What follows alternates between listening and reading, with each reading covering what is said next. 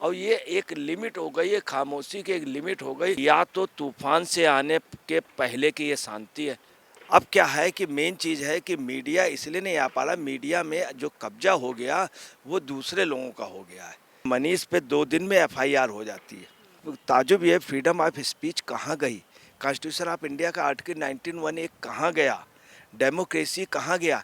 नमस्कार, स्वागत है आपका हमारे चैनल पर। बिहार के पत्रकार मनीष कश्यप पर जो कार्रवाई हो रही है उसको लेकर लोगों का गुस्सा और नाराजगी बढ़ती जा रही है। अब इसी कड़ी में अयोध्या के हनुमानगढ़ी के जो महंत हैं राजू दास, उनकी तरफ से भी इस पूरे मामले को लेकर नाराजगी जाहिर की गई है। उन्होंने कई सवाल अपने ट्वीट में उठा दिए हैं। उन्होंने पूछा है कि क्या सुशांत सिंह राजपूत को न्याय मिल गया। उन्होंने सवाल ये भी किया है कि शाहरुख खान के बेटे जो आर्यन हैं, दरअसल उन्हें ड्रग केस में रिहा कर दिया गया।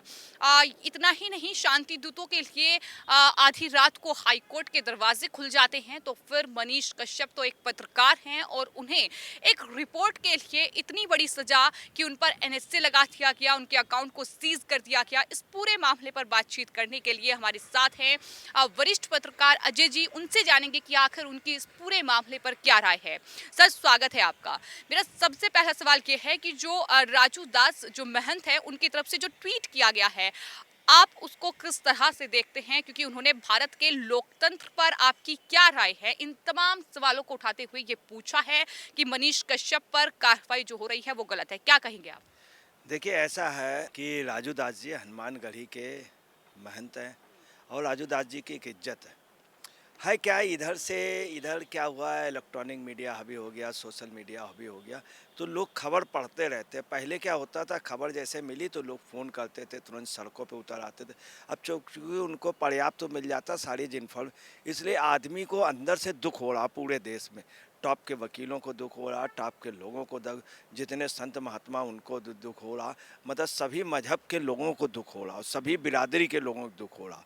मगर अब समस्या है कि सब हम लोगों को उससे सोशल मीडिया से सबको जानकारी, इसी तरह महंत भी, तो पूरा अयोध्या भी उनके उस पे है। आप समझ लीजिए कि बिहार में भी नालंदा में और वहाँ सम्मेद शिखर है, वहाँ के महंत ने भी कहा, सम्मेद शिखर के महंत ने, और वहाँ पे गया में भी, गया के भी बौद्ध विहार से भी ये बात कही गई, कुशीनगर से भी, कि उनकी संभावना जो है वो उनके साथ है। वही राजू दास के मुंह से निकल गया, चूँकि लोग गुस्से से भरे हुए हैं, ये चीज़ बर्दाश्त नहीं। तो राजू दास जी ने जो बात कही वो बिल्कुल सही कही है। राजू दास जी का जो सबसे बड़ा कहना है वो ये है कि भाई अभी तक की बात ये है कि आप लोगों ने कुछ किया नहीं। दूसरा, सुशांत जो है, सुशांत के मामले में अभी तक कुछ नहीं हुआ, रिकॉर्ड अभी तक। लालू जो थे उनका फैसले में 17 साल लग गए और बेल उनकी 3 महीने में हो गई। लालू की बेल 3 महीने में हो गई। और वहीं पे सलमान खान जो है उसका 15 साल के फैसले में 3 घंटे में रिहा हो गया। सलमान खान 3 घंटे में रिहा हो गया। और हकले वो है शाहरुख खान जो है, उसका बेटा रिहा हो गया तुरंत।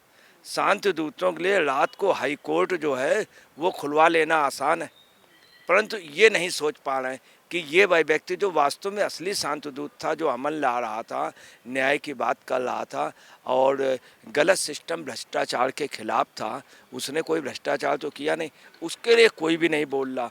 और ये एक लिमिट हो गई है, खामोशी की एक लिमिट हो गई। या तो तूफान से आने के पहले की ये शांति है, लोग खामोश हैं, मगर इतना खामोश नहीं होना चाहिए लोगों को। और लोगों का गुस्सा आप देखिए, अयोध्या का महंत हनुमानगढ़ी का उनके फेवर में बोल रहा, मगर हम आप या और लोग उसके लिए कुछ भी नहीं सोच रहे। आपने ये जिक्र किया कि एक हनुमानगढ़ी का जो महंत है वो मनीष कश्यप के बारे में सोच रहा है, तो मेरा सवाल ये है कि आखिर पत्रकार उनके समर्थन में आगे क्यों नहीं आ रहे हैं? खास तौर पर बात अगर इलेक्ट्रॉनिक मीडिया की जाए तो कहीं ना कहीं बेहद कम ऐसे पत्रकार हैं जो उनके समर्थन में आ रहे हैं, जबकि उन्होंने ये कहा है कि आपका साथ मुझे चाहिए। मनीष कश्यप के ये शब्द थे, क्योंकि जिस सिस्टम के खिलाफ वो आवाज उठा रहे हैं वो सिस्टम जो है बिहार को बर्बाद करके छोड़ेगा, नीतीश कुमार की सरकार। तो फिर पत्रकार चुप क्यों हैं? देखिए, हम लोगों के पत्रकारों की ये पोजीशन, हम लोगों में एक रियलिटी ये पोजीशन है कि हम लोग भी कभी कभी सही चीज़ जान नहीं पाते हैं, ये सच है। दूसरी बात, हम लोगों के में आ गई पत्रकारों में कि हम लोग अपने आगे कभी कभी किसी को मानते नहीं, सबसे अधिक विद्वान बन जाते हैं, फिर हम लोगों का ये होता है कि फिर पतन भी होता है। तो सबसे ज़्यादा कभी कभी विद्वान बन जाना, वो बन जाना। आपको क्या लगता है कि समर्थन में जरूर आना चाहिए मनीष कश्यप के, क्योंकि जिस तरीके से उन पर एनएसए लगाया गया है वो बड़ी कार्रवाई है जिसको लेकर गुस्सा लगातार बढ़ रहा है। दूसरा क्या है कि पत्रकारिता में क्या है, काफ़ी वैसे लोग आ गए। पत्रकारिता को हर जगह सत्ता पक्ष ने सबसे ज़्यादा, नेहरू जी ने बर्बाद किया, इंदिरा जी ने बर्बाद किया, फिर इंदिरा जी ने इमरजेंसी लगा दी। तो जो ओरिजिनल पत्रकार है वो उभर ही नहीं पाता। अच्छा, विज्ञापन ये सब पत्रकारिता में बहुत ज़्यादा खर्चा है और बहुत ज़्यादा इन्वेस्टमेंट। और पत्रकारिता में एक्चुअली में क्या है कि उतना उसमें ना ही विज्ञापन मिलता है, ना ही पेपर जो है वो 2 रुपए का बिकता है बामुश्किल। अब क्या है कि मेन चीज़ है कि मीडिया इसलिए नहीं आ पा रहा। मीडिया में जो कब्जा हो गया वो दूसरे लोगों का हो गया है। मीडिया में जो कब्जा है वो गलत लोगों का आ गया है। और वास्तव में कई कंट्रोल, जैसे रशियन लॉबी का, चाइना लॉबी का, इनकी जो मानसिकता है वो मीडिया में वो भूत के तरीके घुस गई। ये भी एक वजह, मीडिया में कब्जा जो है कम्युनिस्टों का है हकीकत में। और पत्रकार जो है मोस्टली वामपंथी था। आज भी आप समझ लीजिए लगभग 80% पत्रकार वामपंथी है और बहुत बड़ा सेकुलर है। वो इनके उसमें बोल नहीं पा रहा। मगर दुखद बात ये है कि ताज्जुब की ये है कि मनीष पे 2 दिन में एफआईआर हो जाती है, 7 दिन में उनकी अरेस्टिंग हो जाती है, और 9 दिन में कुर्की हो जाती है, और 7 दिन में अकाउंट सब सीज हो जाते हैं।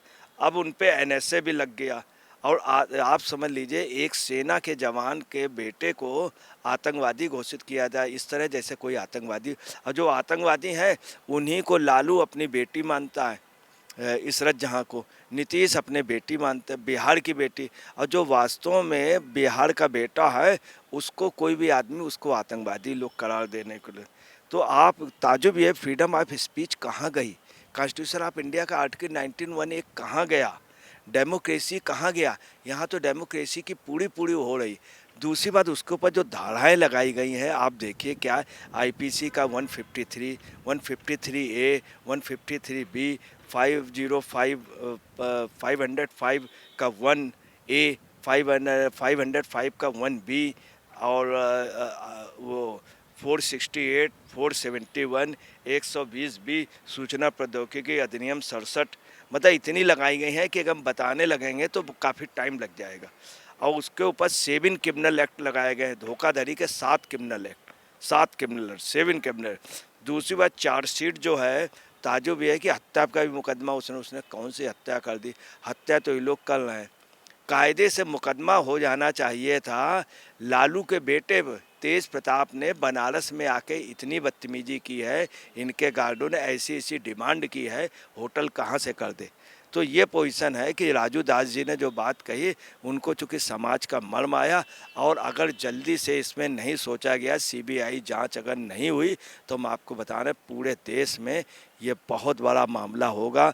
जैसे लेक बालेशा का एक लीडर हुआ था, बॉम्बे में दत्ता सावंत का हुआ था, जिस तरह से उनका जयप्रकाश नारायण जी को इन्होंने कुचलने की कोशिश की थी, अरेस्ट करने की। इस तरह से आपको बता रहे हैं ये चिंगारी नहीं, दावा नल होगा। इस दावा नल में आपको बता रहे हैं कि जो भस्म होंगे वो लालू की पूरी लॉबी होगी, और नीतीश का अहंकार भस्म होगा, और लालू की राबड़ी, इन सब का अहंकार भस्म होगा। तो आपको क्या लगता है, सुप्रीम कोर्ट में सुनवाई है और सुप्रीम कोर्ट में क्या राहत मनीष कश्यप को मिलेगी? क्या आपको लगता है कि इस पूरे मामले में कोर्ट का क्या डिसीजन मनीष कश्यप के पक्ष में आएगा? क्या राय है आपकी? देखिए, ऑनरेबल मिस्टर जस्टिस चंद्रचूड़ जी के यहाँ मामला है, तो मैं चंद्रचूड़ जी बहुत अच्छे चीफ सीजेआई हैं, चीफ जस्टिस। पूरा देश उनका सम्मान करता, पूरे दुनिया में उनका नाम। उनके फैसले वास्तव में वो हर चीज़ को सुनते हैं, देखते हैं, पढ़ते हैं।